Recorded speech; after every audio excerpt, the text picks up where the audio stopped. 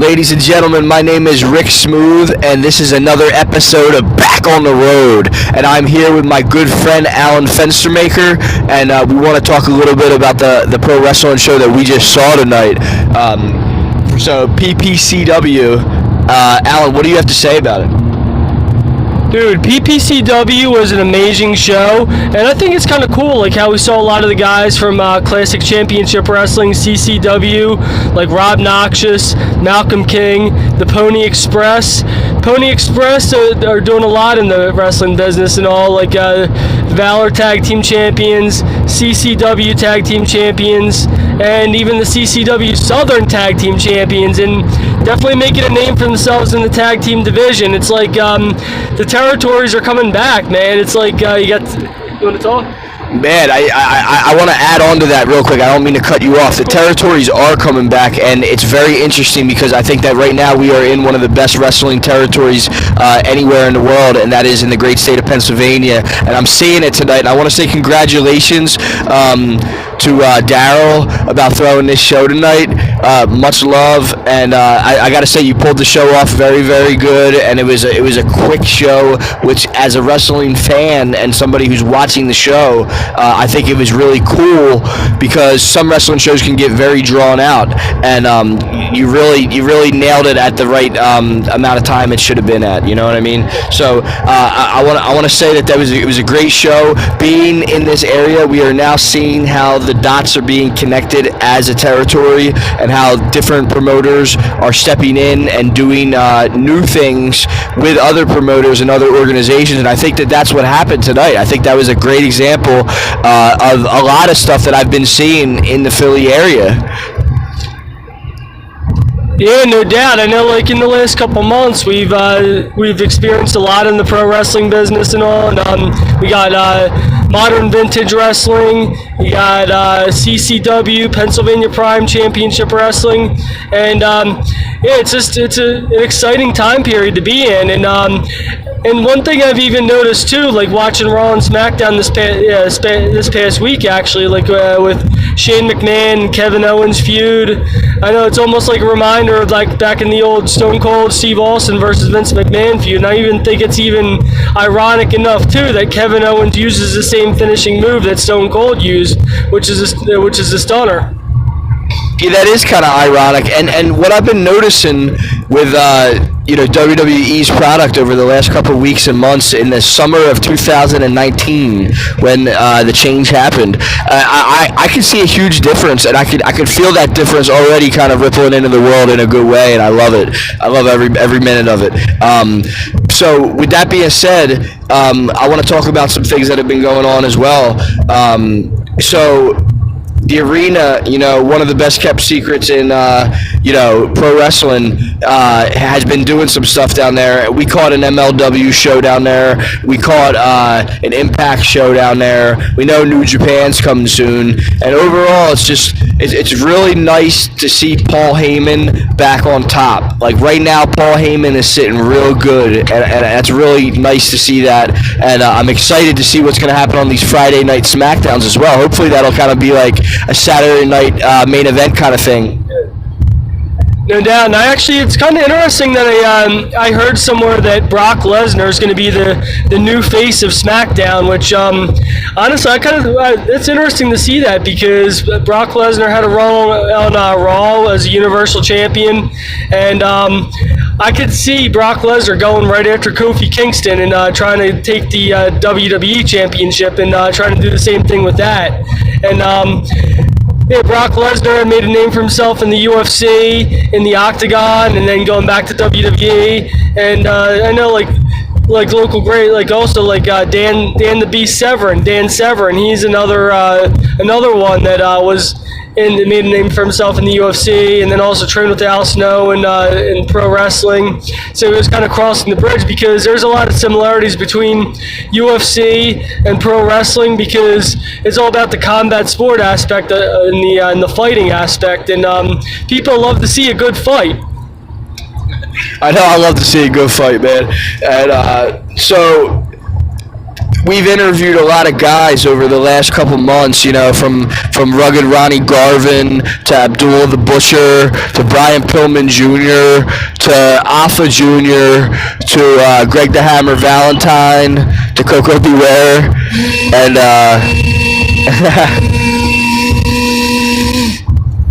you know, just keep it up with the you know, with what we do on Back on the Road.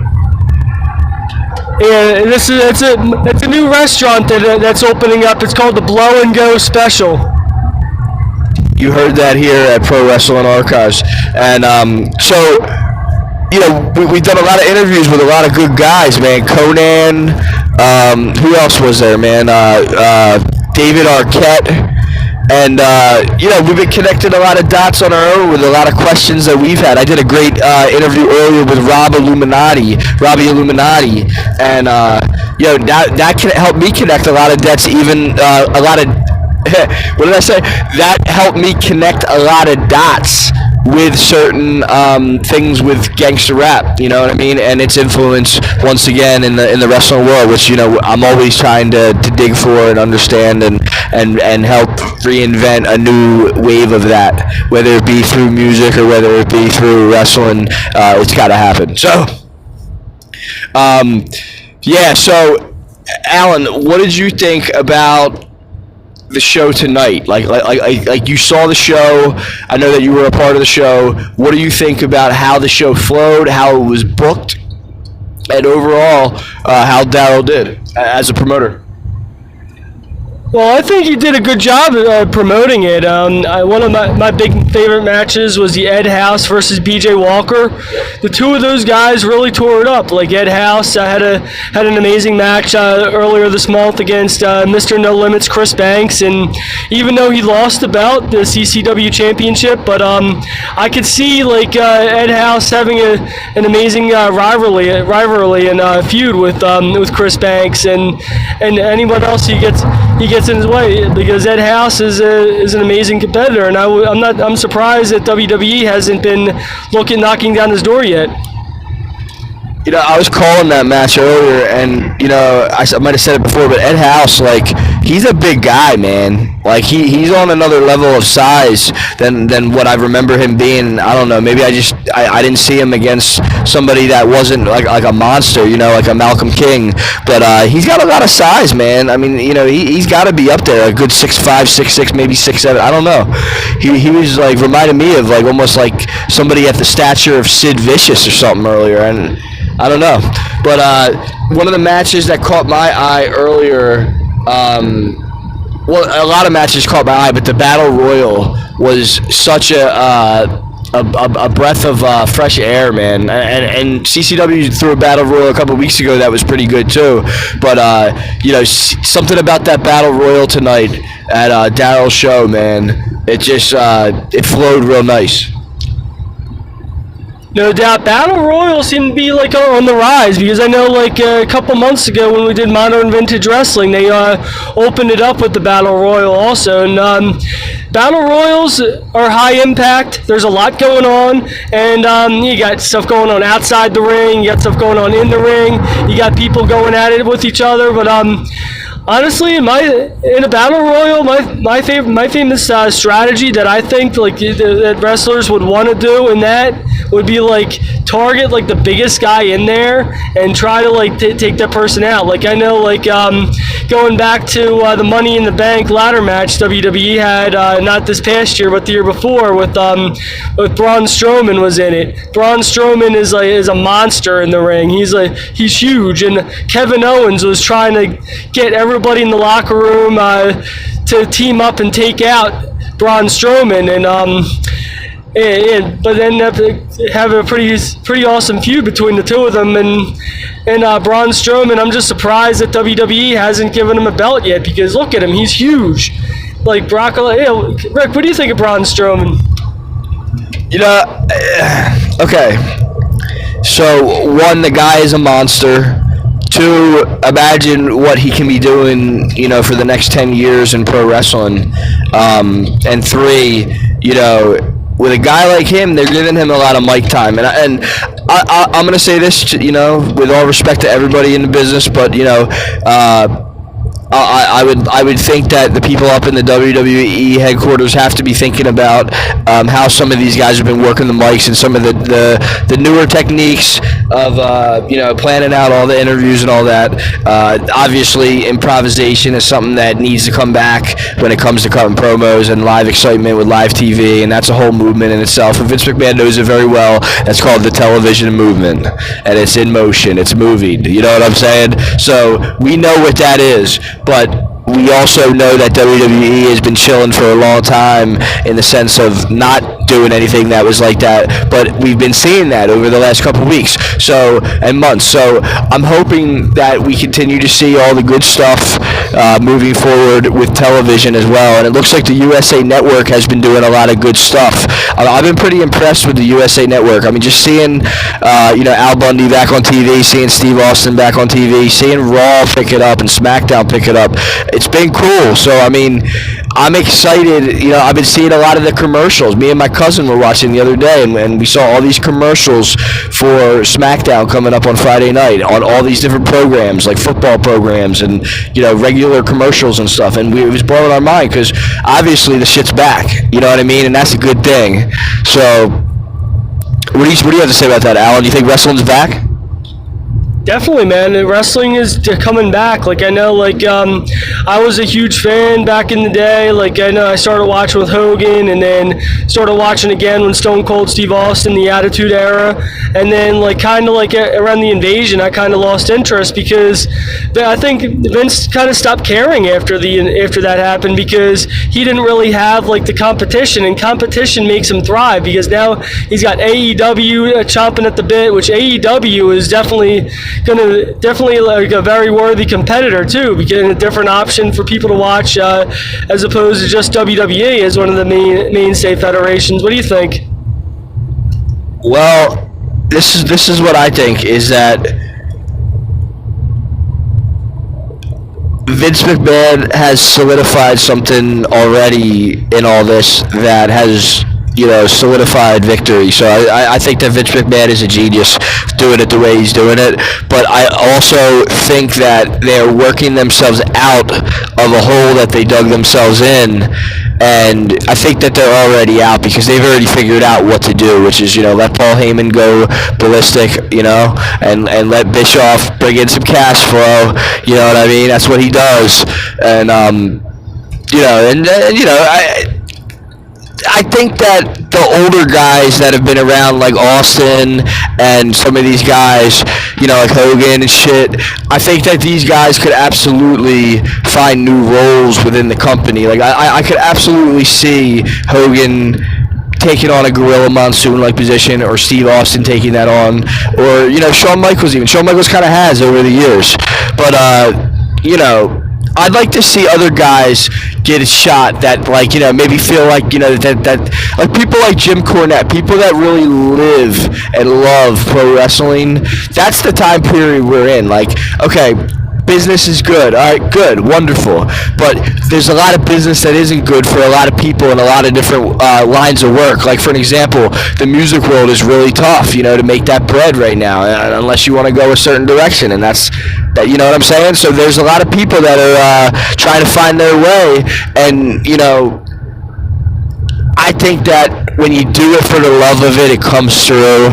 And I believe that what could happen right now with all this stuff is all the old wrestling fans are going to come back. And when that happens, it's going to be like a fucking parade of bulls coming down the street, because wrestling fans, they're out there. We were just talking to a guy at the bar tonight about all this stuff, and he's an old wrestling fan that didn't know that all this stuff was going on. So get the word out. I understand that the commercials are doing their thing and this and that, but it's up to all of us. This is all a work. You know what I'm saying? What do you think about that, Alan? Yeah, wrestling business is work. It's all about having fun too, and if you're not having fun, then you're doing something wrong because that's what the workers are out there to do. They're out there to entertain. It's like telling a story with their bodies from the moment they walk out to the ring to the moment they walk back to the back. It's like they're telling a story with their bodies, and like it's all a good match is a good story. And what do you think about that? You know, look, it's all together, okay? The fans, the collectors, the vendors, you know what I mean? The people selling shirts, the people videotaping, the people, doing the commentating. Everybody is a team, and it's so nice to see how it's all working and coming together in the Philly area with all that. Now, Vince is putting on a display right now with all that, and so is Paul.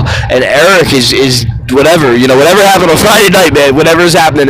So I mean, I don't know. So with all that being said, I'm very happy with the state of the professional wrestling world, but there's always going to be room for an improvement, and I'm seeing that. Like in promos, like the promos have gotten better, but some of the guys are still finding their way with that. I'm talking about on WWE programming, and with AEW, I keep hearing a lot of interesting things, and I haven't really seen enough of it to truly comment on it. I agree a little bit with what Jim Cornette said about things, about how it was like this whole like renegade thing that like WWE could be laughing about at or whatever. But I also am seeing it from other perspectives as well, which is like this is a great alternative. So I don't know. I mean, I'm interested to see how this all pans out, and I think that over these next couple weeks we're going to be doing a lot of Back on the Road podcasts because we're going to have a lot to talk about in the world of professional wrestling. Yeah, absolutely. And I know, like, with Eric Bischoff, I remember back in WCW, Eric Bischoff was even part of the NWO. And honestly, I kind of think, even though the NWO, the guys in there are getting old, and I don't know how much they got left in the tank, but I think it would be actually kind of cool, like, if the original NWO members, like Scott Hall, Kevin Nash, like, if they came back in to take kind of a leadership role, or even, like, to kind of do a passing of the torch, maybe, like, come out to the show ringside, scout out some new guys, and like maybe pass the torch to form like a new version of the NWO and spice things up with that again, because NWO, like, that was a movement, and that would be kind of cool to see something like that happen again. That's a real interesting point, man, and I think maybe that'll happen with the Bischoff stuff on SmackDown. I don't know, because a lot of the stuff I've been talking about with the gangster rap stuff with wrestling, that does kind of, trail back to the NWO. Hall and Nash doing all that shit, man. So I think that's a very interesting point. I personally don't know if in 2019 that would be the right move or not, but I think that you're right, that was a movement, and this television stuff is a movement, and I think that might be a good answer. But I think that in general, the WWE kind of shifted after the Montreal Screwjob stuff, where it all kind of went to Shawn Michaels. Now, I'm going to compare this to the music world for a second, and I'm going to try and do this with love and respect and protection for everybody. You know what I'm saying? Shawn Michaels is almost like the Jay-Z. If music shifted and it went towards the Jay-Z era of music, Shawn Michaels would be equal to that in the wrestling world. And when I say Shawn Michaels, I mean Shawn Michaels, Triple H, D-Generation X, even the NWO with Hall and Nash. So what I'm saying with all this is I'd like to see wrestling move beyond that, and I think somebody like Jim Cornette and somebody like Paul Heyman are the right people to do that. I think Eric Bischoff could be also one of the right people to do that. I think Bischoff's probably learned a lot over the years because he's had a lot of time to think about the things that worked and the things that didn't work, and why they didn't work. I was not there firsthand. I was watching every week. I saw every Nitro after DiBiase came out with the NWO. but I'm still learning a lot too and going back. So we're going to continue to talk about all this kind of stuff. Alan, is there anything else you want to say before we log out of Back on the Road?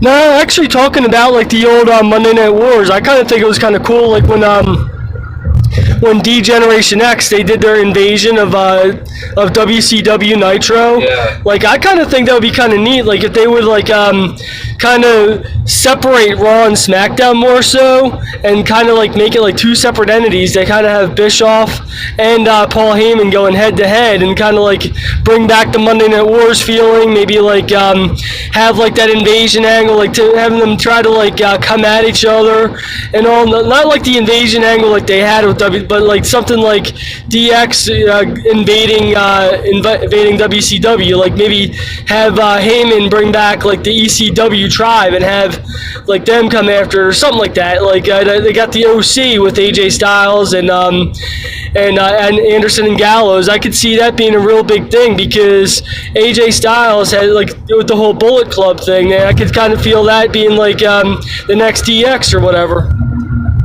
Yeah, I heard a rumor recently that AJ Styles might be retiring soon. I don't know where I heard that. It was somewhere on the internet, but I'm all interneted out.